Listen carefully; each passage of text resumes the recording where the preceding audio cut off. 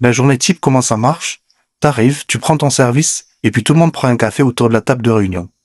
Là, le chef te demande ce que tu veux faire aujourd'hui. C'est-à-dire, en fait, c'est en fonction de ce que t'as repéré en arrivant. Par exemple, moi je passais par le square Léon et je jetais un coup d'œil. S'il y avait de l'effervescence, je disais au chef, il y a du monde au square Léon, vous voulez qu'on se mette en dispo là-bas? Un autre pouvait dire, moi, je suis passé par la porte de la chapelle, j'ai vu un transac, vendeur de crack à l'air costaud.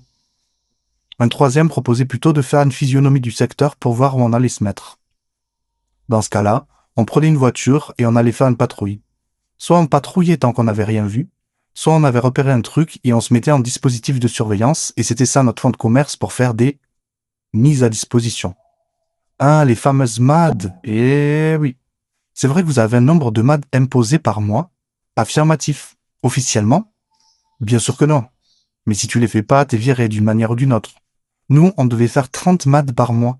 30 MAD? C'est énorme. Ben oui, c'est bien ça le problème, ça te met une pression de ouf. T'imagines, si t'enlèves les vacations de jour et les vacations de nuit, il faut que tu rendes 30 affaires en 24 jours. Le pire, c'est les jours de match, les jours de pluie, les dimanches soirs.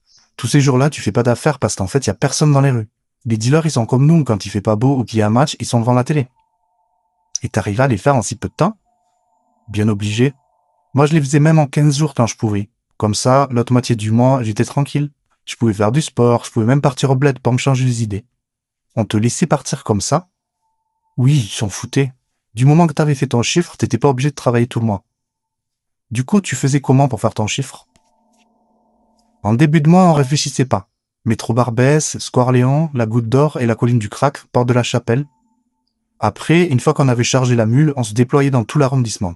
On allait interpeller au Sacré-Cœur, aux Abbesses, ou alors on contrôlait au feeling dans la rue. On allait grenouiller dans les bars ou les taxiphones. Mais ça, c'est quand on avait fait notre chiffre. Et sinon? Sinon quoi? Si t'avais pas tes 30 MAD, t'étais obligé de les avoir, mon ami, t'avais pas le choix. C'est pour ça qu'on en arrivait à bousiller des pauvres gars. Tu veux dire quoi? Quand t'imposes ce genre de choses à de jeunes policiers sans expérience, ils deviennent complètement dingues, ils sont hyper stressés. Ils seraient prêts à faire enfermer n'importe qui pour atteindre leurs objectifs. Je me souviens d'un type que mes gars avaient contrôlé au faciès, c'est interdit bien entendu, mais bon. T'inquiète, on le faisait souvent nous aussi. J'imagine. Et là, le gars avait la CB de quelqu'un dans sa poche. Il leur a dit qu'il venait de la trouver et qu'il était sur point de la restituer dans une boîte aux lettres. Vrai, pas vrai? On ne saura jamais. Sauf que c'était la fin du mois, mes gars étaient dans le rouge au niveau chiffres, ils ont voulu lui mettre une affaire de vol de CV sur le dos pour faire une MAD. Le gars était dans tous ses états, il les a suppliés de pas faire ça, il était bagagiste à l'aéroport, il avait 3 enfants, si on lui mettait un casier, il pourrait plus bosser lors du renouvellement du badge. Alors j'ai arrêté mes gars et je leur ai demandé s'ils avaient vraiment vu le gars mettre la CB à la vente. Ils m'ont répondu non, mais que ça leur aurait fait une affaire facile. J'ai demandé qu'à ce qu'on le relâche tout de suite. T'as peut-être sauvé un innocent. Ou pas. Mais comme je dis, je préfère toujours un coupable dehors qu'un innocent en prison. Mais bon, apparemment, tout le monde fonctionne pas comme toi. Je te fais pas dire, le problème c'est ça, quand t'as pas fait ton quota de MAD et que t'es pas dans les clous, t'hésites pas à faire des faux en écriture. C'est juste une question de survie. C'est comme pour les tontons d'ailleurs. Tu comprends mieux pourquoi on fait appel à eux, même si on n'a pas le droit. Il faut qu'ils soient référencés, c'est ça? Oui, sauf que nous on peut pas, on n'a pas le fric pour. Alors on travaille avec eux en loose dé. On fait comme les anciens nous ont appris. Sinon, il faudrait que tu ailles chercher des infos auprès des gardiens d'immeubles, chez les commerçants, chez les gens qui se plaignent, c'est ça? Oui, sur dénonciation.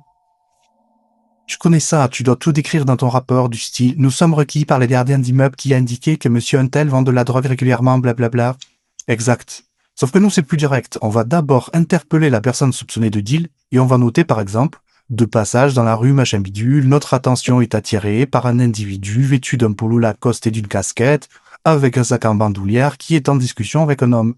On le décrit aussi. Et là, on note qu'on constate un échange d'argent en numéraire contre un morceau de pâte brunâtre. On dit qu'on l'a constaté du visu. On va ajouter que l'individu est allé dans la gaine électrique, qu'il en a extrait un pochon, qu'on l'a chopé en flagrant délit. Donc là, typiquement, on est dans le faux en écriture. Le jour où l'interpellé se retrouve au tribunal, il peut dire que ça ne s'est pas du tout passé comme ça. Certains vont même se plaindre à l'IGPN. Ensuite, on est convoqué, et là, on donne tous la même version, évidemment, celle qu'il y a écrite sur le PV. C'est la règle absolue. On maintient ce qu'on a écrit, quoi qu'il arrive. Ah, la fameuse solidarité entre collègues. Absolument. Tu balances jamais ton collègue, même s'il fait une faute grave. Même s'il a démonté un type à cause d'un énervement passager, par exemple. Et si les pompiers viennent chercher la victime et qu'on est convoqué le lendemain à l'IGPN, vrai ou pas, On dit que l'individu s'est débattu et que le collègue a agi en légitime défense. Dès ton entrée à la BAC, on te formate comme ça. Quentin fronce les sourcils, il semble un peu perplexe. Je repense à cette histoire de PV. Moi aussi j'en ai fait des fois en écriture, lis pas qu'un. Franchement, c'est un faux débat, non? Ah, pas pour la juge ni pour les GPN en tout cas. Et ta hiérarchie? Ma hiérarchie, c'était la première à fonctionner comme ça. Quand on se promenait avec un officier dans la rue, parfois il nous disait « Lui, on le contrôle ». Comme ça, au faciès. Mais vu que c'est ton supérieur hiérarchique qui te le demande, alors tu contrôles. C'était quoi sa motivation? Une tête de rebeu et un survêt de PSG, ça suffit en règle générale. La politique du 18e, c'est plus tu contrôles, plus tu trouves. Donc tu dis que toute la hiérarchie cautionne ça. Vraiment. Le pire, c'était Max, quand on ramenait des bonnes affaires. Il se faisait mousser, j'imagine. T'as tout compris. Quand il y avait une grosse quantité de cam à la clé, par exemple, il nous lançait « Mettez-moi tout sur le dos, vous dites que c'est sur mes ordres que vous avez interpellé à cet endroit-là. » Comme ça, lui, il se mettait bien avec ses supérieurs, et nous, on se faisait bien voir des associations de riverains qui avaient porté plainte dans le quartier. Et s'il y avait un problème, il assumait le faux en écriture? Tu rêves. Faut pas déconner quand même. Et de toute façon, je vais te dire un truc. On est toujours dans l'illégalité, quoi qu'on fasse. Pourquoi? Nous, à la BAC, on fait que l'interpellation et le procès verbal. On dit ce qu'on a vu, qu'on est intervenu en flagrant délit, etc. Et tout le reste de la procédure, ça ne regarde plus. Une fois qu'on a livré, c'est l'officier de police judiciaire qui décide si on place l'individu interpellé en garde à vue ou pas. C'est lui qui rend compte au parquet. Et les faux en écriture, ça commence là. Je comprends pas. Écoute bien. On a 1 heure pour présenter un délinquant devant un OPJ. Mais souvent, comme le commissariat de la Goutte d'Or est saturé, on nous envoie sur des commissariats de délestage. Sauf qu'avec la circulation, même au GIRO, on arrive toujours en retard. Si on rajoute le temps de décliner les identités et d'interroger le fichier, à tous les coups, on dépasse l'heure légale. Bilan, quand on arrive devant l'OPJ de notre arrondissement, il nous dit qu'il faut qu'on change l'heure d'interpellation, sinon on est hors délai, et on doit libérer les gars sur le champ. Donc, dès le début, il y a un faux en écriture. L'OPJ est de mèche alors? Bien sûr, mais attends, mais c'est pas fini. Après ça, on raconte pourquoi on a interpellé le gars. Et là, 1 fois sur 2, l'OPJ va pinailler sur le motif de contrôle pour que ça tienne la route, pour que ça puisse passer devant le magistrat. Par exemple, il va te dire « Ok, vous l'arrêtez pour un contrôle routier, mais ça m'arrangerait que tu dises que c'est en prenant les papiers du véhicule dans la boîte à gants que tu as vu distinctement un pochon d'armes soudé, qu'il te le remet spontanément et t'annonce que c'est de la cocaïne pour sa conso personnelle. » Quentin sourit. J'imagine que c'est plus compliqué quand t'as trouvé le pochon dans son slip. Ah oui, là, faut redoubler d'imagination. Il a craché sur la voie publique, ça marche plutôt pas mal. Mais bon, tout ça c'est quand tout se passe bien, quand on n'est pas obligé d'en venir aux mains. Amusé, Quentin prend un air très protocolaire, comme s'il rédigeait un PV.